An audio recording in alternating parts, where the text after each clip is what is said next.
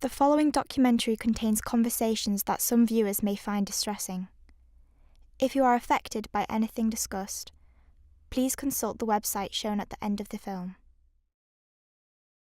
In the UK, around 14 million people have a disability, 70% of which are hidden. Hidden disabilities include but are not limited to chronic illnesses such as arthritis and neurological conditions like epilepsy. These disabilities can often go overlooked by neurotypical people, those without neurological differences.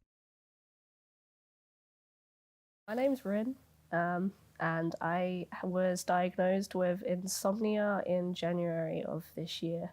My name is Alicia Ngita, and I am dyspraxic and also autistic. My name's Dylan Bonner.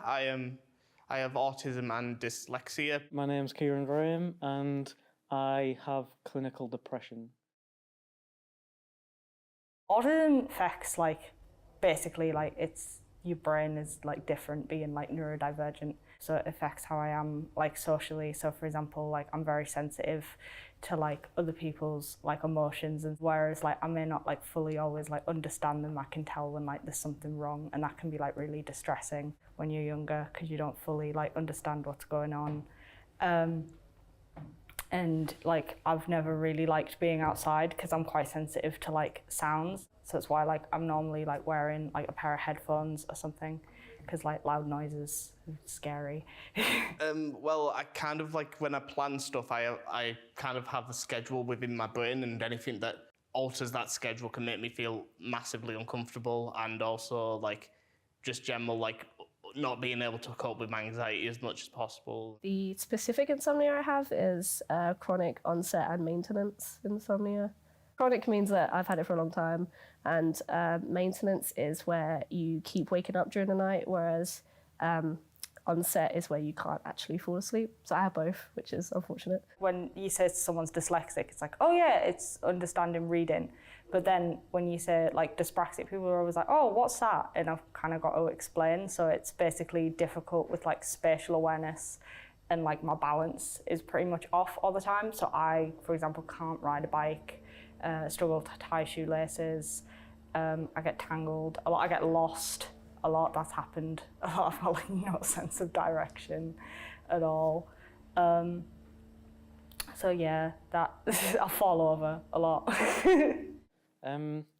Basically, clinical depression is depression that has been sort of brought on by nothing really. It's sort of just there and it won't really ever go away.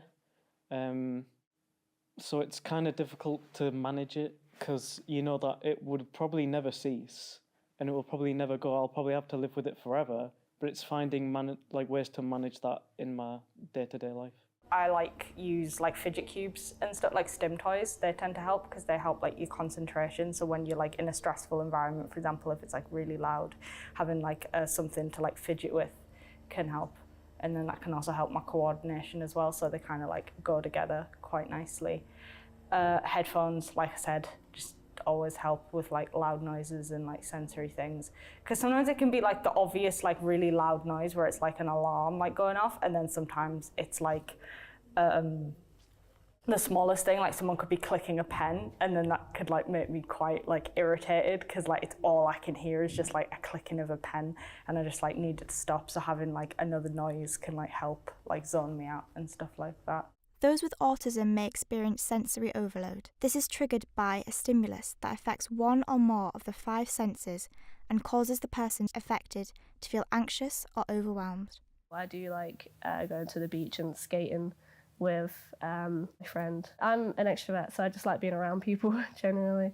So anywhere with people is a good place for me. I listen to a lot of music, I play a lot of games, and I'm really into my art and stuff too, which all kind of helps overall, I feel. I've kind of found a few people that I can be really open with and that I can be honest with and tell my everything to, no matter how I'm feeling. So it really helps having them around, and just anything to take my brain off it, to be honest. It literally being on a shoot and doing camera work takes mine completely off it. I love doing that, and it's it doesn't seem like work to me. It's just fun. There was one time I was in a bar, a pub. Well, like the music was just like really, really, really blaring, and it's like people around me didn't understand the fact that sensory just made me just not function. If you get me, it was almost like I was stuck still in one spot. It's like I couldn't even think clear. There was a time when like an alarm went off with a place I was living at, and someone like set it off, and they thought it was like really, really funny. And I remember like just getting kind of irritated because it was just like, it really like messed me up a little bit, and they didn't understand that at all. And I just feel like that was just really frustrating sort of thing. Like obviously it's not too bad like now I'm an adult, but especially when I was younger as well, that would have like really freaked me out. I feel like because my parents never really understood it at the start, like they'd always shout at me for not cleaning my room and being messy, but it wasn't me just being lazy. It was because I literally physically couldn't get out of bed and do it. Like, I felt that bad.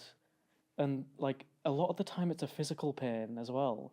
And I felt that bad, I just couldn't get up and do it. And then they'd have a go at me for not doing it, and it would just make me feel even worse and make me not want to do it even more. I guess the maximum of it is, like, from my depression, because it got that bad, it gave me, like, IBS as well. So I couldn't, one of my maths exams I physically couldn't do, and I had to leave and couldn't do it again. In an exam, if I finish and I'm sat there for ages, I'm not doing anything. I'm just sat there looking into space and my mind just wanders, and that is really bad. You don't realise how much of a literary world we live in until you meet someone with dyslexia, I don't think.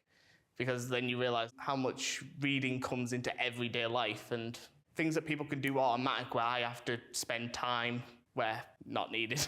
A third of UK adults have insomnia, leading to problems with both physical and mental health. Insomnia, in most cases, comes hand in hand with other mental illnesses like depression and anxiety.